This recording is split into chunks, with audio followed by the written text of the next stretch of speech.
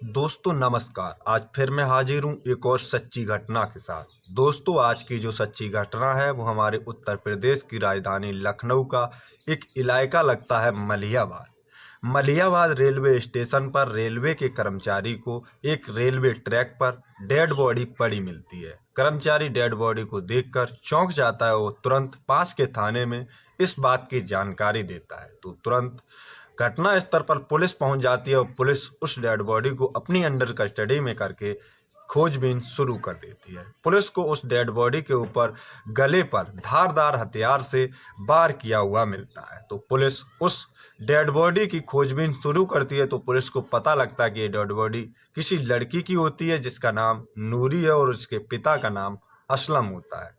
Police तुरंत ही इसके पिता असलम को इस बात की पूरी जानकारी देते हैं कि ऐसे ऐसे तुम्हारी बेटी की यहाँ लाश मिली है। तो असलम अपने घर परिवार के साथ रोता गिड़गिड़ाता हुआ रेलवे स्टेशन के उस पुलिस स्टेशन पर पहुंच जाता है जहां पर उसकी बेटी नूरी की लाश पुलिस की अंडर कस्टडी में होती है। इधर जब असलम रोता गिड़गिड़ाता है तो पुलिस उससे पूछती है कि आखिर तुम्हारी बेटी की हत्या कैसे हुई। तो असलम इस पर कुछ साफ साफ जवाब नहीं देता है। तो पुलिस को असलम के ही ऊपर शक चला जाता है, लेकिन पुलिस अज्ञात अपराधियों के विरोध में इस मुकदमे को दर्ज कर लेती है और इसकी खोजबीन शुरू कर देती है। पुलिस सबसे पहले नूरी के फोन का सीडीआर निकालती है जिसमें पुलिस को एक नंबर मिल जाता है जिससे नूरी ने अपनी मौत से पहले एक फोन किया होता है। वो फोन किसी सादाब के नंबर पर किया होता है। सादाब जो कि इसी पड़ोस में रहने वाले गांव का आदमी होता है। पुलिस तुरंत ही शादाब को भी अपनी अंडर कस्टडी में ले लेती है और उससे पूछताछ शुरू कर देती है। हालांकि शादाब पहले तो अपना जुर्म कबूल नहीं करता, लेकिन पुलिस जब अपनी पूरी सख्ती के साथ उससे पेश आती है तो शादाब तुरंत ही अपना जुर्म कबूल कर लेता है। और शादाब जब नूरे की मौत की कहानी सुनाता है तो पुलिस के भी पैरों तले से जमीन खिसक जाती है। नूरी जिसके पिता का नाम होता है असलम, असलम जिसकी बेटी नूरी अपने घर में सबसे बड़ी होने के कारण वो घर की जिम्मेदारियों को भी संभालती है। यहाँ तक कि अगर उसके घर में किसी वस्तु या किसी चीज़ की ज़रूरत पड़ती है तो नूरी ही मार्केट से लेने जाया करती थी। नूरी इतनी खूबसूरत थी कि जो कोई भी उसे देखता था उसकी खूबसूरती का दीवाना हो जाता था, लेकिन नूरी किसी से अपना नेह नहीं लगाती थी। एक दिन नूरी मार्केट से सामान लेने जाती है तो उसकी मुलाकात सुल्तान नाम के व्यक्ति से होती है जो उसी एरिया का रहने वाला होता है। जब इन दोनों की मुलाकात होती है तो नूरी को भी उससे प्यार हो जाता है और इन दोनों का प्रेम प्रसंग शुरू हो जाता है। ये प्रेम प्रसंग इस हद तक बढ़ता है कि नूरी अपने घर वालों के खिलाफ जाकर उससे लव मैरिज शादी कर लेती है। नूरी जब इनसे लव मैरिज शादी करती है तो नूरी अपने घर वालों से रिश्ता नाता हमेशा हमेशा के लिए खत्म कर देती है। इधर जब इनकी ज़िंदगी शादी करके अच्छी चल रही होती है तो नूरी को सुल्तान की सच्चाई के बारे में पता लगना शुरू हो जाता है, क्योंकि सुल्तान एक अय्याश किस्म का व्यक्ति था जिसकी और भी कई प्रेमिकाएं होती हैं। इधर इस बात की जब नूरी को पता चलता है तो नूरी अब करती तो क्या करती, क्योंकि वो अब इसे छोड़कर अपने घर भी वापस नहीं जा सकती थी, क्योंकि वो अपने घर वालों से रिश्ता नाता खत्म करके आई हुई थी। इसलिए नूरी जैसे तैसे सुल्तान के साथ ही अपना समय गुजार रही होती है।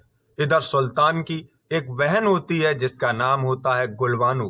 गुलबानो के पति का नाम होता है शादाब अहमद। शादाब अक्सर नूरी के घर आया जाया करता था और उसे किसी भी सामान की अगर ज़रूरत पड़ती थी तो वो बिना देरी किए मार्केट से लाकर उसे दिया करता था। इधर जो शादाब की पत्नी होती है गुलबानो, गुलबानो को अपने पति के ऊपर शक हो जाता है कि कहीं नूरी और उसका लव अफेयर तो नहीं चल रहा है। इस बात पर वो अपने पति से तो कुछ नहीं कहती और इस बात को लेकर अपने भाई सुल्तान से कहती है कि भाई मुझे लगता है कि आपकी पत्नी का मेरे पति के साथ लव अफेयर चल रहा है।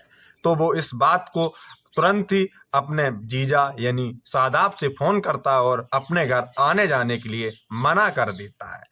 लेकिन शादाब अब भी सुल्तान की बात नहीं मानता और अक्सर नूरी से मिलने उसके घर आया करता था। इधर जब सुल्तान की बात शादाब नहीं मानता है तो गुलबानो भी परेशान हो जाती है। गुलबानो फिर से अपने भाई सुल्तान से फ़ोन करती है और कहती है कि भाई मेरा पति ही नहीं गलत है, आपकी पत्नी भी गलत है, क्योंकि उसका मेरे पति ही नहीं बल्कि और कई व्यक्तियों के साथ लव अफेयर चल रहा है। इस बात को सुनकर सुल्तान को गुस्सा तो बहुत आता है, लेकिन वो फिर भी अपनी पत्नी को समझाने की पूरी कोशिश करता है। तब नूरी कहती है कि आपको इस बात को लेकर गलतफहमी है, हमारा किसी के साथ लव अफेयर नहीं चल रहा है। लेकिन सुल्तान को अब पूरी तरह शक हो चुका था, क्योंकि उसके मना करने पर शादाब अक्सर नूरी से मिलने आया करता था। तो वो अब इस शक को यकीन में बदल लेता है और उसी दिन अपने जीजा शादाब और अपनी बहन गुलबानो से मिलकर इस नूरी को इस दुनिया से हटाने का तय कर लेता है और ये तीनों मिलकर नूरी को इस दुनिया से मिटाने के लिए एक षड्यंत्र बनाते हैं। इन चारों के प्लान के तहत एक दिन सुल्तान कचहरी पर आता है, जिससे मिलने के लिए नूरी और गुलबानो और शादाब और उसके साथ एक दोस्त जाता है। ये चारों सुल्तान से मिलकर जब वापस आते हैं तो ये चारों नूरी को लेकर एक सुनसान जगह पर पहुंच जाते हैं, जहां जाकर ये चारों उसके गले पर एक धारदार हथियार से उसके वार कर देते हैं, जिससे घटना स्थल पर ही नूरी की मौत हो जाती है। जब नूरी की मौत हो जाती है तो ये चारों मिलकर उसकी डेड बॉडी को लेकर रेलवे ट्रैक पर रख देते हैं, जिससे सबको ये लगे कि नूरी ने आत्महत्या की है और ये साफ बच जाएं। लेकिन रेलवे का एक कर्मचारी उसकी डेड बॉडी को देख लेता है और इस बात की जानकारी पुलिस स्टेशन में देता है। पुलिस तुरंत ही घटना स्थल पर पहुंचकर इस केस का पूरा खुलासा कर देती है। दोस्तों, तो आशा करते हैं कि आज की सच्ची घटना आप लोगों को पसंद आई होगी। जय हिंद, जय भारत।